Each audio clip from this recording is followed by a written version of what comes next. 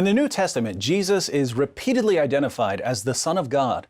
But as Muslim apologists often point out, many other people are called sons of God in the Bible. So why is the title Son of God so important to Christians? To understand why Jesus is called the Son of God, we need to look at the different ways people can be children of God in the Bible.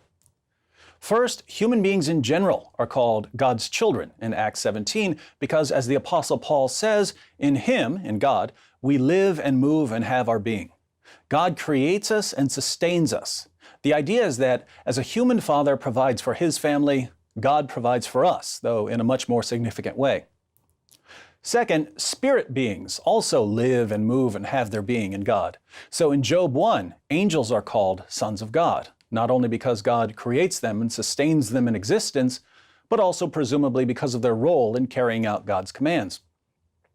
Third, the nation of Israel is called God's son. In Exodus 4, God tells Moses to say to Pharaoh, "Thus says the Lord, Israel is my son, my firstborn." This is tied to Deuteronomy 32, where Moses says to the nation of Israel, "God made you and established you, but you forgot the God who gave you birth." So the nation of Israel wasn't a normal, naturally developing nation. God produced the nation through divine intervention and was therefore Israel's father. Fourth, the reigning Davidic king, the king who was a descendant of King David, was called Son of God because he was put on his throne by God and he was to rule under God's authority as God's representative.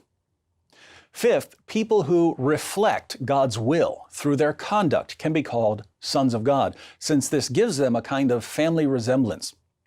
Thus, Jesus says in the Sermon on the Mount, "Blessed are the peacemakers, for they shall be called sons of God," Matthew 5:9. So the phrase Son of God can have a variety of meanings. Why then do Christians insist on calling Jesus the Son of God? Well, Jesus is the Son of God in a divine sense. It's His position in the Trinity. In the first century, most people thought of a son as someone who carried on the family trade. Sons didn't go away to college. They did whatever their fathers did. If your father was the butcher, you were the butcher. If your father was a baker, you were a baker. To say that someone is the Son of God in this sense would mean that he does the work that God does. And this is exactly what Jesus claims about Himself. According to both the Bible and the Quran, God is the one who raises the dead. But in John 5, Jesus says that He's the one who will raise the dead at the resurrection.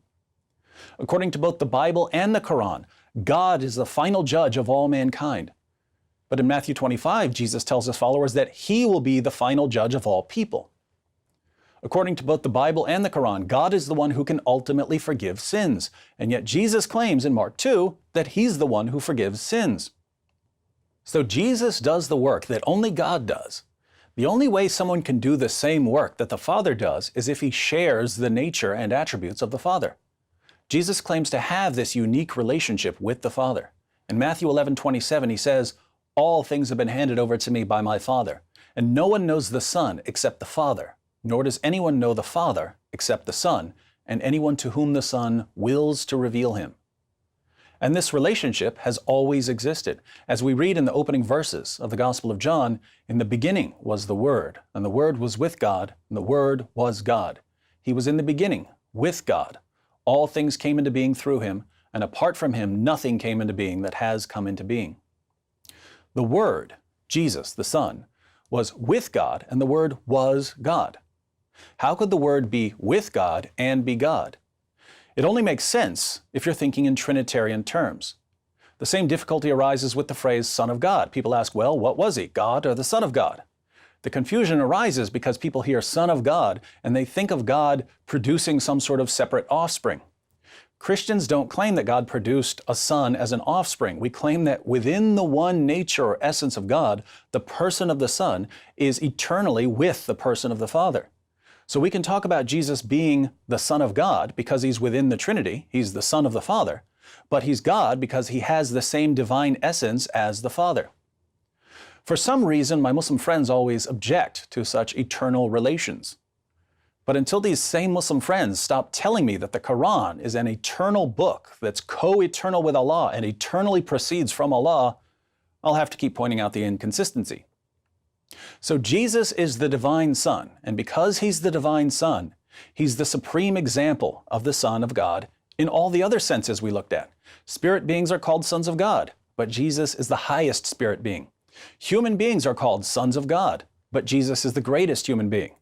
The Davidic kings were called sons of God, but Jesus is the Messiah, the eternal Davidic king. The nation of Israel was called the Son of God, but the Old Testament says that the Messiah himself is the new Israel. People who reflect God's character in their conduct are called sons of God, but Jesus is the perfect reflection of the Father's character, so much so that he could say, as he does in John 14:9, "Anyone who has seen me has seen the Father." So this is the biblical meaning of Son of God. 6 centuries later, Muhammad came and revealed Surah 6, verse 101. "Wonderful originator of the heavens and the earth, how could he have a son when he has no wife?" Out of all the various meanings of Son of God in the Bible, do any of them have anything to do with God having sex with a woman and producing an offspring? No. There's one thing Christians have never meant by the phrase Son of God, and according to Muhammad, it's the only thing we mean by Son of God. This is further proof that Muhammad was a false prophet.